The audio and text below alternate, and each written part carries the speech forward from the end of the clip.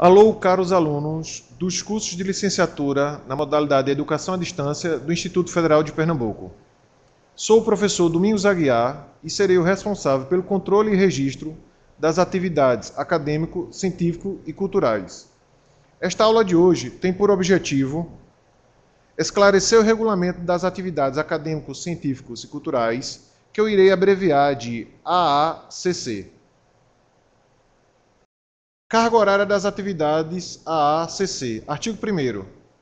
As atividades acadêmicos, científico-culturais integram o currículo dos cursos de licenciatura da DEAD, do IFPE, como requisitos curriculares suplementares de livre escolha, com carga horária total de, no mínimo, 200 horas, conforme estabelecido em legislação específica e no projeto pedagógico do curso.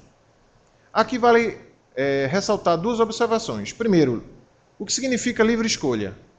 Algum aluno poderia perguntar assim: professor, eu estou em encontro cultural domingo na casa da minha avó. É um churrasco com um pagode. Conta como atividade cultural? Bem, a minha resposta é não. Mas o aluno poderia contra-argumentar. Mas o senhor não disse que era de livre escolha? Bom, livre escolha dentro de uma lista que existe no anexo 1º do regulamento. Nesse anexo 1º, existem várias atividades que o aluno pode realizar.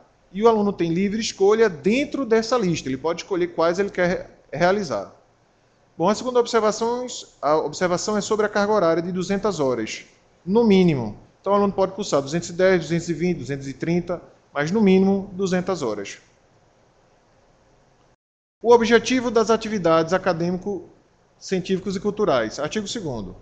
O principal objetivo é enriquecer o processo de ensino e aprendizagem, visando a ampliação do universo cultural dos licenciandos e ao desenvolvimento da sua capacidade de produzir significados e interpretações sobre as questões sociais. Competência do aluno, artigo 2º. Compete ao estudante comprovar até o final do curso as horas destinadas às atividades acadêmicos, científicos e culturais. Parágrafo 2º. O estudante que não completar as 200 horas previstas neste regulamento não integralizará o seu curso. Bem, aqui o parágrafo 1º deixa claro que a competência para comprovar a carga horária é do estudante. Veja bem, não é do professor, não é do coordenador, não é do diretor, é do estudante. Porém, o professor irá tentar incentivar, dar ideias para que o aluno cumpra as atividades. Mas lembrando bem que compete ao estudante e não ao professor, ok? E o segundo parágrafo deixa bem claro que o aluno que não completar as 200 horas de atividades não se formará. Período das AACC, artigo 7º.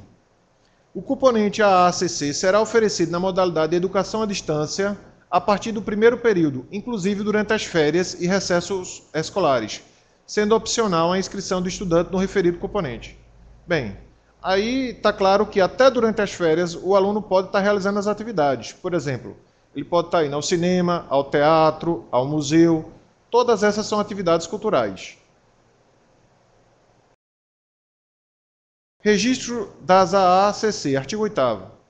Para que as AACC sejam registradas no histórico escolar, o estudante deverá solicitar, por meio do requerimento, o registro e cumulação da carga horária das atividades envolvidas. Como isso será feito? Você vai pegar o requerimento padrão, vai assinalar a opção Outros e vai solicitar o registro dessa carga horária junto com a documentação necessária no polo que você estuda.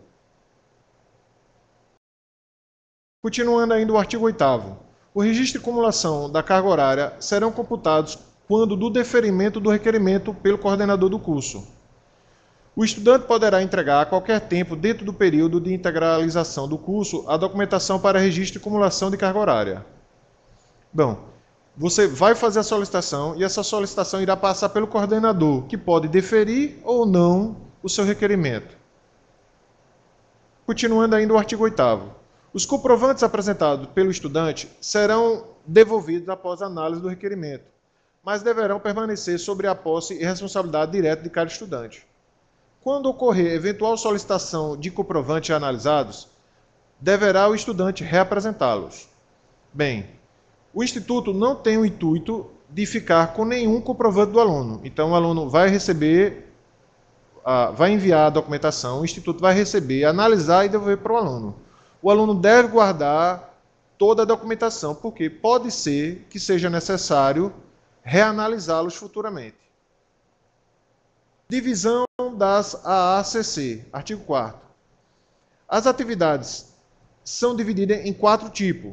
Atividades de ensino e iniciação à docência, atividades de pesquisa, atividades de extensão e atividades diversas. O importante aqui é que o aluno deve cumprir pelo menos 3 tipos de atividades. Para ficar claro, eu vou dar um exemplo. Um aluno qualquer que tenha 200 horas apenas de atividade de pesquisa não se formará. Por quê? Porque ele tem que passar pelo menos por 3 dos 4 tipos de atividades. Para ele se formar, ele poderia ter, por exemplo, 198 horas de atividade de pesquisa, 1 hora de extensão e 1 hora de atividade diversas, completando as 200 horas e passando pelos 3 tipos de atividades distintas. Isso tudo é para garantir a diversidade da formação do aluno. Agora vamos ver alguns exemplos de atividades. Neste primeiro slide, nós vemos atividades de ensino e iniciação à docência. A primeira descrição da modalidade é monitoria como bolsista ou voluntário. Vamos supor que o aluno tenha alguma monitoria. A carga horária que vai ser validada pelo evento é 10 horas para cada mês de monitoria, com o limite máximo de até 80 horas. Isso quer dizer o seguinte, suponha que o aluno tem 12 meses como monitor. Como ele tem direito a 10 horas para cada mês, ele teria um total de 120 horas. Porém, só será registrado o limite máximo de 80, não as 120, 80 horas. Bom, documentação que ele precisa levar para o polo. Cópia autenticada da declaração e relatório final assinado pelo docente responsável ou professor orientador. Aqui eu gostaria de deixar claro o seguinte, o aluno vai levar o original e vai levar a cópia autenticada. Essa cópia autenticada não precisa ser em cartório, até pode, mas não precisa. Você levando o original e a cópia no polo, o coordenador do polo vai autenticar. O coordenador do polo vai colocar lá, confere com o original, vai assinar e vai datar. Isso já é autenticado. Tá? Um outro exemplo de atividade de ensino e iniciação à docência são os estágios extracurriculares. Bem claro, extracurriculares. Obviamente condicionado à realização em locais compatíveis com sua prática profissional, com limite máximo de 80 horas também, e a documentação necessária é a cópia autenticada da declaração da instituição com carga horária cumprida pelo estagiário. Observe que tem que ter 3 pontinhos aí no final, que significa que tem mais coisas que não está aqui no slide, mas está no regulamento. Temos exemplos agora de atividade de pesquisa, que é o segundo tipo de atividade. Um exemplo é trabalhos acadêmicos. Aí nós temos 15 horas para resumo publicado em anais de congressos similares, 20 horas por artigo completo aceito para anais de congressos similares. Novamente vemos 3 pontinhos. Esses 3 pontinhos quer dizer que no regulamento tem muito mais exemplos. Com limite máximo de 60 horas. A documentação necessária é cópia autenticada do certificado de participação com o texto do trabalho em anexo. Um outro exemplo de atividade de pesquisa é a participação em palestras, seminários, congressos, conferências, mesa redonda, colóquios, encontros, oficinas ou similares. Bom, a carga horária a ser validada é de 2 horas para certificado de até 16 horas ou 3 horas para certificado com mais de 17 horas, com um limite máximo de 50 horas. Documentação necessária é a cópia autenticada do certificado de participação. Exemplos agora de atividades de extensão, que é o terceiro tipo. Curso de extensão na área ou em áreas afins. Bom, o que é que vai ser validado? 3 horas a cada 15 horas de capacitação, com limite máximo de 30 horas. A documentação vem aí, cópia autenticada do certificado de capacitação. Outro exemplo de atividade de extensão, e até interessante, é o trabalho voluntário em centros comunitários, creches, hospitais, asilos, orfanatos. Bom, isso conta a carga horária validada de 5 horas por atividade no período de 1 a 2 meses, desenvolvido no mínimo uma vez por semana. O limite máximo é de 20 horas e os documentos a serem apresentados é cópia autenticada da declaração expedida pelo órgão competente. Um outro exemplo agora de atividades diversas, que é o último tipo, é a participação em eventos culturais, como concertos, filmes, peças teatrais, visitas a museu e etc. Né? Observe que tem os 3 pontinhos no final. A carga horária a ser validada é de 2 horas por evento até 10 eventos, e pelo menos 3 tipos diferentes. Observe que você tem lá o limite de 20 horas. Bom, algum aluno poderia dizer, professor, eu gosto muito de cinema, então eu vou assistir 10 filmes. Como cada filme 2 horas, eu tenho 20 horas. Não, assim não será validado. Por quê? Porque você tem que passar pelo menos por 3 tipos desses. Então ele pode ir, por exemplo, a um teatro, a um museu e 8 vezes ao cinema. Aí já passou pelos 3 tipos e tem as 10 atividades. Bom, a documentação necessária é cópia da apresentação do ingresso e o relatório sucinto da atividade. Um outro exemplo de atividade diversa é curso de qualificação ou atualização na área do curso ou áreas afins.